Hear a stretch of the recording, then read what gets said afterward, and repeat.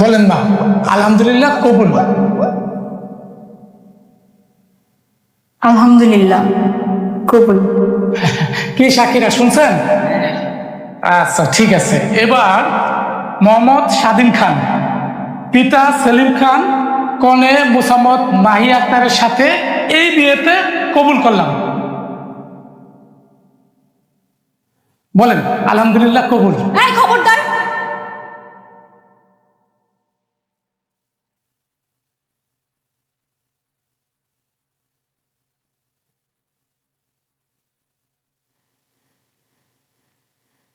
তুই যদি কবুল বলেছিস তোকে মেরেই ফেলবো।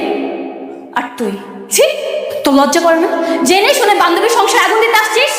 মেয়ে তুমি কে? তুমি একটা পবিত্র কাজে কেন বাধা দিচ্ছ?